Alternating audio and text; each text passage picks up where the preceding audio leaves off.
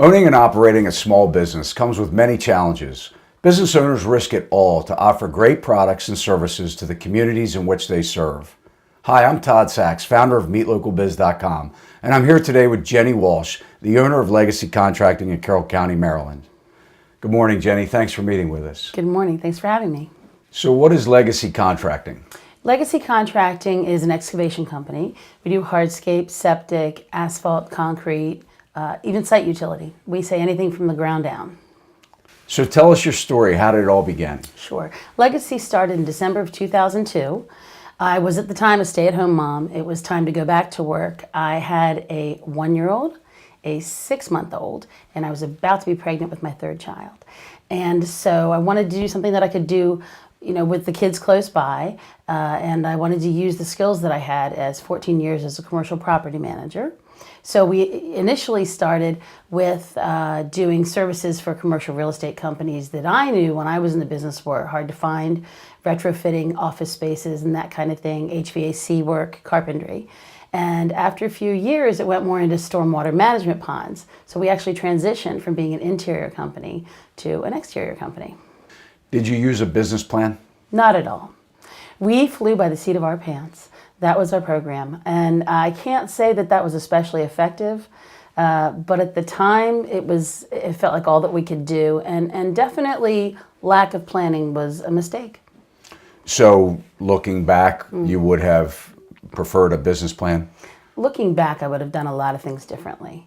At the time, it was, we had our domain name for legacycontracting.com, but we really didn't utilize it. It was quite a while before we had what I would consider to be a decent website.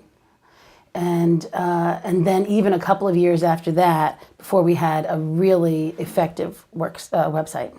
You say online presence has been key to your success. What are one or two other things that you've done through the years that you would say have contributed most to your success? Well, sometimes it's mental, for the sake of the business owner. And one of the things that's helped me a lot has been taking classes. We have a very effective community base out here in Carroll County, and the Small Business Development Network, which I started taking classes pretty aggressively through them and through the community college, Carroll Community College Miller Institute, back in the fall of 2008. And even though I have a 4-year business degree from a great school, it was nothing compared to what I've gotten from what the community gives us. It was typically, they would say, at no cost to us, either free or very inexpensive classes. And I learned stuff I just never could have imagined, never would have thought of. I would get home so excited that I would stay up the whole night just working on the list that I'd made during the day in that class of changes that we need to make to Legacy to make us better. It makes our service better. It makes us easier to find. There were all sorts of points they were hitting. So the classes through the college and through the SBDC, hugely critical. It totally would charge my battery. Just thinking about it charges my battery. Yeah. And I met other business owners. The isolation as a business owner is extremely difficult. It's very challenging. You feel like you're the only one. At least I did. If you're having a problem, if you're having a challenge, anything, you feel like nobody understands what it's like. And now with 18 employees, in addition to myself and my director of sales, it's a lot of responsibility. I tell people, I say, imagine trying to schedule 20 hours times 40, because those are the units that I think of every single week. Do you ever experience fear? All the time. I do. Yeah, I fear. Tell us a little bit about that. Yeah, I call that the night watch. That's the 2 o'clock, for me, that's the 2 o'clock in the morning, bink, like all of a sudden I'm incredibly awake, like, oh my gosh, that truck needs to be fixed, but it needs to be at a job. Gosh, I mean, that guy's going to be on vacation, but we really needed him because we told that customer we'd be finished by such and such a day. One of the challenges for us is the weather. We're an outside company. So if it's raining, often we don't work. If it just rained and it's muddy, depending on the job, we don't want to tear up somebody's yard, we don't work. If it might rain, we can't pour concrete. So the weather is huge for us. It's a unique disadvantage to us. And I try to tell people who run doctor's offices, okay, imagine if it's raining, you got to tell your patients to go home. That's our reality. Jenny, anything else that, some advice, last minute advice that you could give to a new entrepreneur thinking about starting a business? Sure. Well, thinking about it, I would say think again. I mean, it's tough. You've got to really have a plan in place and all sorts of measures ready for the good times and the bad times. And there will be bad times, almost definitely.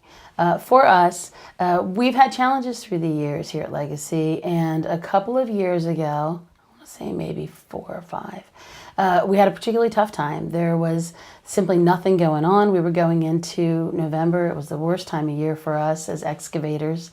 And there just weren't a lot of jobs that were committed. The trucks weren't running well. It was just everything was going bad. It was pretty much a perfect storm. And our director of sales was really at the end of the rope. And I put a word out to a friend from church. And she said, let me see what I can do to have George talk to someone just to kind of, the mental is a huge part of this. And so she connected him with a local business owner of a large company, and who also, it's a construction related company. And she arranged for them to have a meeting at a local diner the next morning. It went on for a couple of hours, and George came back with his battery totally charged. Like he could see tomorrow. He was given some great advice about ways to kind of generate some energy within the company very, very quickly. He did that, and we lived to see another day, you know, and things did pick up, and the winter went okay, and years later we're still here to show it. And as a result, you know, we've got 18 people working full time, and those are jobs that we really value. We want to take care of our folks and keep them working. Well, thank you very much for your time today, and it was a pleasure meeting you. Thank you very much, and we appreciate your time. Thank you so much for coming. Loved it.